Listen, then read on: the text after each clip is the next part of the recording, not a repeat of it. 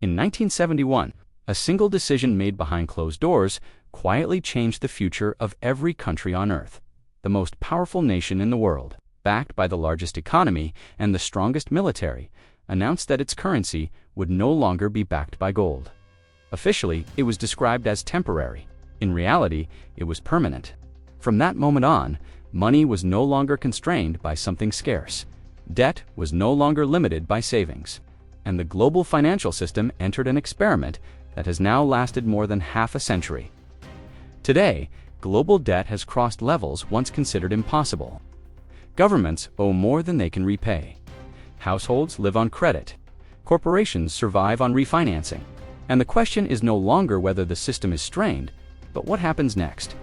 Global debt did not spiral out of control because of a single crisis or bad decision.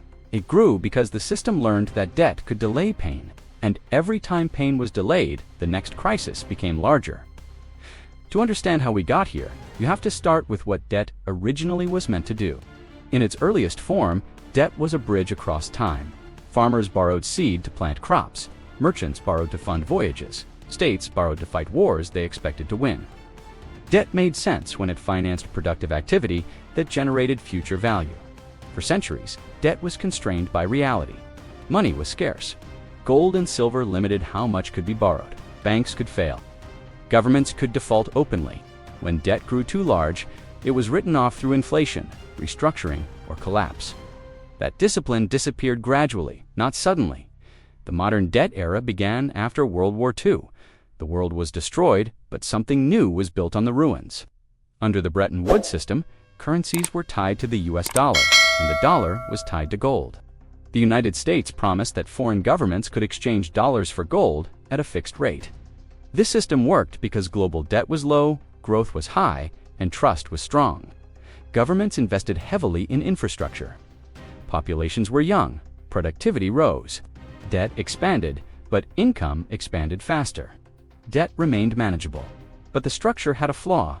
It required discipline from the very country that benefited most from breaking it. As the US financed wars, social programs, and global influence, it printed more dollars than it could back with gold. Foreign governments noticed. Gold reserves began to drain. By the late 1960s, the system was mathematically unsustainable. In 1971, the gold window was closed. This moment is often misunderstood. It was not the end of responsibility overnight. It was the removal of the final external limit. From then on, money became a policy tool. Debt became a management strategy. At first, the consequences seemed positive. Without gold constraints, governments could respond to recessions more aggressively. They could stimulate demand, fund social programs, and smooth economic cycles. Growth continued. But debt no longer needed to be repaid in real terms. It only needed to be rolled over. Inflation in the 1970s was the first warning. Prices surged as money supply expanded. Central banks reacted by raising interest rates sharply. Debt became painful again. Recessions followed. That pain taught policymakers a lesson they would never forget. High interest rates discipline debt, but they are politically intolerable. From the 1980s onward, a new pattern emerged. Every time debt became uncomfortable, rates were lowered. Every time a crisis threatened, liquidity was injected. Markets recovered. Debt increased further. This created a one-way ratchet. Debt rose during bad times and never fully declined during good times. Households followed the same path: credit cards, mortgages, student loans. Consumption was pulled forward from the future. Living standards appeared to rise even when wages stagnated. Corporations adapted to, instead of funding expansion through retained earnings, they borrowed. Cheap debt encouraged stock buybacks. Share prices rose. Executives were rewarded. Balance sheets weakened quietly. Governments became the largest debtors of all. Deficits stopped being temporary. They became permanent. Political systems rewarded spending today and postponing costs indefinitely. And because central banks stood ready to intervene, markets stopped pricing risk correctly. The breaking point came not as a single explosion, but as a series of shocks. Japan in the 1990s showed what excessive debt could do to an economy. Asset bubbles burst, growth stagnated. Debt ballooned further as stimulus replaced private demand. Rates fell to zero. Then below, The world watched and did not learn. The 2008 financial crisis was the first truly global debt reckoning. Housing debt collapsed, financial leverage imploded. The system stood on the edge of total failure. What happened next changed everything. Instead of allowing large-scale defaults, governments and central banks absorbed the debt. Banks were rescued, rates were slashed to zero. Trillions were created digitally. The crisis ended, but the disease was not cured. Debt did not shrink, it migrated. Private debt became public debt. Central bank balance sheets exploded. Asset prices surged again. For over a decade, the world lived under emergency conditions disguised as normality. Interest rates remained near zero. Borrowing was encouraged. Saving was punished. Risk assets soared. By the time the pandemic hit, the system had no buffer left. The response was unprecedented. Governments shut down economies and replaced income with debt-financed transfers. Central banks printed money at speeds never attempted before. Global debt surged by tens of trillions in months. Once again, collapse was avoided. Once again, debt moved higher. Today, global debt exceeds $300 trillion, more than 3 times global GDP. This number is not just large, it is structurally This does not mean default tomorrow. It means the system can no longer normalize without breaking something. Interest rates cannot rise meaningfully without triggering insolvency. They cannot stay low without distorting prices further. This is the trap. Every sector is locked in. Governments rely on low rates to service debt. Corporations rely on refinancing to survive. Households rely on credit to maintain living standards. Financial markets rely on liquidity injections to prevent collapse. The system has become reflexive. Debt requires growth. Growth requires debt.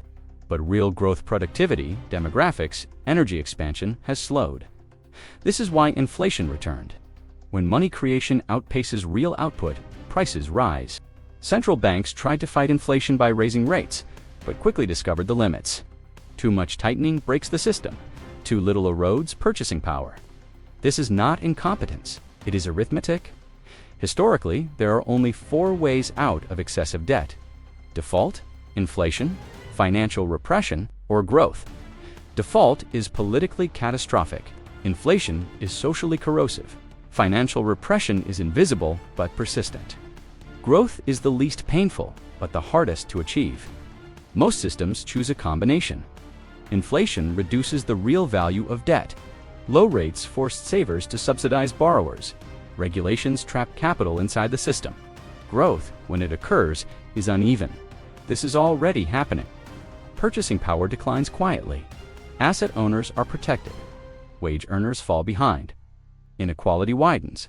And yet, the system continues because there is no alternative ready to replace it. This leads to the most dangerous phase of all: normalization of the abnormal. Extreme debt becomes normal. Emergency policy becomes permanent. Fragility becomes invisible. But history shows this phase never lasts forever. Empires burdened by debt lose flexibility. They respond slower. They become reactive. Eventually, an external shock exposes the weakness. The Roman Empire debased its currency to fund obligations. The result was inflation and collapse of trust. European empires defaulted repeatedly across centuries. Debt wiped out fortunes and restructured power. Modern systems are more sophisticated but not immune. The difference today is scale and speed. Technology allows debt to expand faster than ever. Markets react instantly. Capital moves globally. This makes the eventual adjustment harder to control. What comes next will not look like a single crash. It will look like a long period of instability, more frequent crises, higher volatility, political pressure on central banks, currency tensions, debt restructuring disguised as reform. Some debts will be inflated away, others will be restructured quietly. Some institutions will fail slowly rather than suddenly. The biggest risk is not collapse, but stagnation with instability. A world where growth is weak, prices are high, and debt keeps rising because it must. This environment rewards those who understand value over those who chase leverage. It punishes rigidity and rewards adaptability. 3 takeaways matter. First, global debt did not get out of control by accident. It grew because the system chose short-term stability over long-term sustainability. Repeatedly. Second, there is no painless exit. Every solution transfers costs somewhere across generations, classes, or countries.